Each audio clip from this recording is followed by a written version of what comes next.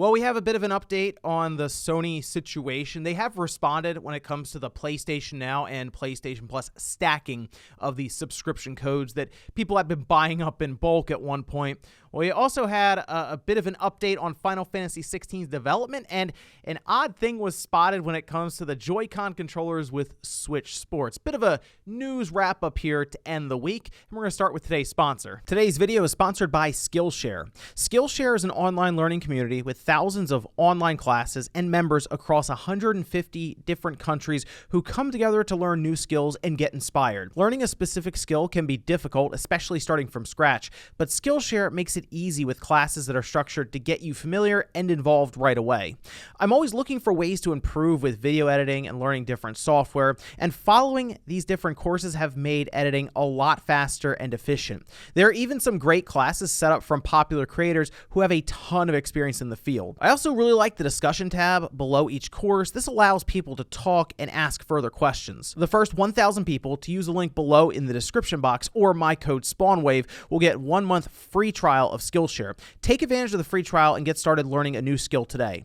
Thanks to Skillshare for sponsoring today's video. All right, so let's start over here with Sony's blocking of the subscription stacking that we went over this morning in Newswave. Sony has confirmed that it is blocking these. Like, there's no more question of, oh, maybe it's an error or something. Like, there was an error that was going on with the Vita storefront yesterday. Turns out that was indeed just an issue that they were undergoing when it comes to just maintenance. And we expect a lot of movement to be happening behind the scenes with their PlayStation marketplace and their services as they begin the ramp up for this entire revamp.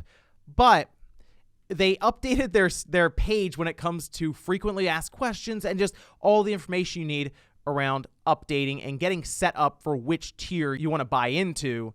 And they say, as part of this work, we've temporarily disabled stacking memberships for existing customers until after launch. Rest assured that your voucher code is still valid, and you'll be able to redeem your code either when your existing membership expires and deactivates, or after the new PlayStation Plus service launches in your area, whichever happens first. Now, there were some questions around this. Wait a minute, I bought this subscription code and now I can't actually activate it? Like, I already gave money to them. Well, there was a point in time where Sony had talked about doing like this prorated approach when it comes to upgrading between one tier to the next. It looks like they're going to be applying that to your PlayStation Now or PlayStation Plus code, whether it's like a 1 month, a 3 month, or an entire year. These were all increments that have been sold in the past, and it looks like Sony released what's essentially turned into a chart now, but it's a bunch of screenshots of what each one will get you, and it is like a confusing mess online. Wario64 did a great job clipping each one and then just putting it in like a nice compilation so you can see everything all at once. And, well, here we are. This is their overall guide for if you have this voucher, it will turn into this amount. So, for example, the 1 month of PlayStation Plus voucher, which up until this point, it was mostly like, hey, if you were just subscribed to PlayStation Now, you will just be thrown into Premium, despite it being cheaper for that, or PlayStation Plus, you'll just end up in Essential. Like, that makes sense because it's Essential is basically just what PlayStation Now or Plus is currently, and PlayStation Now is going to end up being what Premium ends up turning into. So looking at this, a 1 month of PlayStation Plus voucher, depending on where you fall, could end up being 17 days of Premium or 31 days of Essential. They're just prorating it for you and essentially doing the math. Same with 3 month, 12 month, and you get down to PlayStation Now, and 1 month of PlayStation Now will just turn into 21 days of PlayStation Plus Premium, which is interesting because Plus and Now are technically the same amount if you get them for the 12 month, but obviously they are a bit different with 1 month. So as you go from left to right, the chart does kind of change a bit depending on the increments, and 12 month of Plus or 12 month of Now will turn into the same amount of Premium, basically half the year, or $60 versus the $120. But up until this point, something very strange was happening online, and that has to do with people legitimately scalping these cards or the codes for PlayStation Now, because the idea, if you're just part of PlayStation Now, you'll be thrown into Premium. 1 month cards were going for obscene amounts, as well as 12 month cards. But like, for example, PS Now 12 month 1 year subscription is up to $81. These are bids, by the way, that are moving this price up. There's 11 bids currently. There's even shipping, but like in the description, it says they ship a digital code. So I don't know if they ship the card to you or they just take a picture of it and send it to you. But either way, that like $5 shipping for that, yeah, it's a bit much. But even like PlayStation Now 1 month subscription at $100. And I will say this, there are probably some people out there who heard that these cards were pulled from store shelves, which they were, in anticipation of the announcement for the price jump, basically. And they looked at this and said, I'm going to pick these up because it could become rare in the future, and I'm a collector of all things PlayStation, or just games in general. I'd like to have this in my collection. So in that case, okay, sure. But the idea of buying these in order to then get a cheaper entry into PlayStation Premium, that's over. So obviously don't buy these. But wow, what a mess for Sony. This whole thing turned into way more work than it needed to be, and a lot of it came down to Sony's own negligence when it comes to explaining the transition and then also allowing these loopholes to exist and then backtracking on them when they were discovered by people. And that's the tug of war that we play, right? Consumers want to give the least amount of money possible for the most part to get access to these games or items or services. We always want the price to be as low as they can be, right?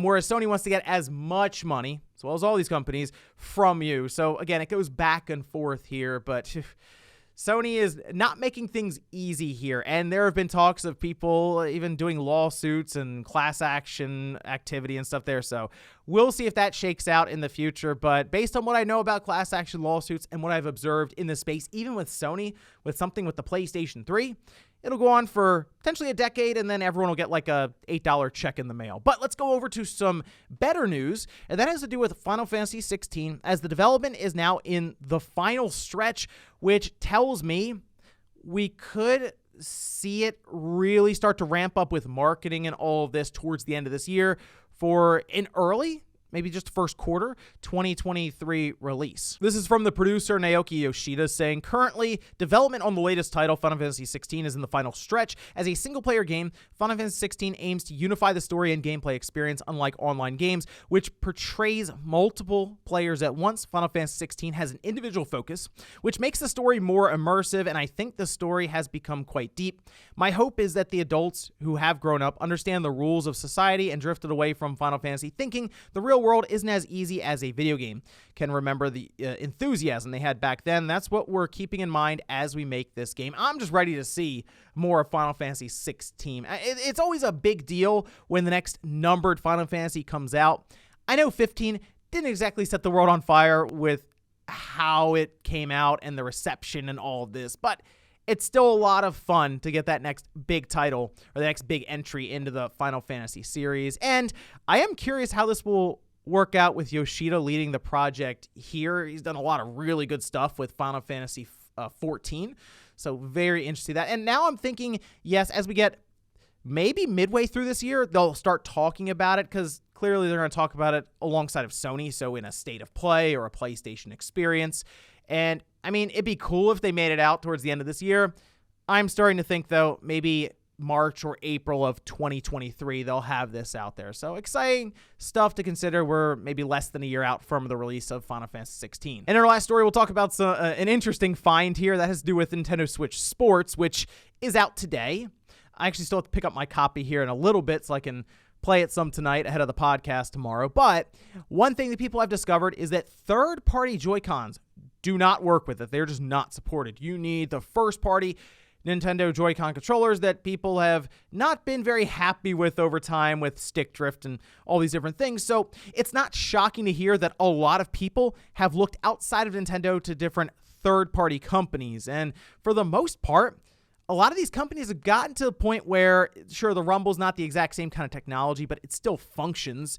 And generally, the only thing they're missing out on is the IR sensor, and that's rarely used nowadays in these different Switch games. And for the most part, you'll get better joysticks as one big benefit from this. So that's going to frustrate some people, the fact that you have to get the original Joy-Con controllers, first-party ones from Nintendo out. However, Switch Sports is clearly built around that Joy-Con, obviously, the motion sensing technology and everything, and there is an update that is being pushed to Joy-Con controllers, so I'm curious if there's a bit more to that story when it comes to maybe improving accuracy or who knows there. Maybe we'll hear about that a bit more with data mining that I'm sure will be happening over the weekend here. So just a heads up, you will need to be using your first-party Nintendo Joy-Con controllers if you're picking up Switch Sports. And that's going to do it. Just a quick wrap-up here. Let me know if you like the idea of just a weekly wrap-up for some small little bits of news that kind of comes out ahead of the weekend, because otherwise then it's like I go all the way until Monday with Newswave. And by then, there's probably a bunch of other stuff that happened over the weekend. So some of these smaller things kind of fall through the cracks. Thanks, guys, for watching, and I'll see you next time.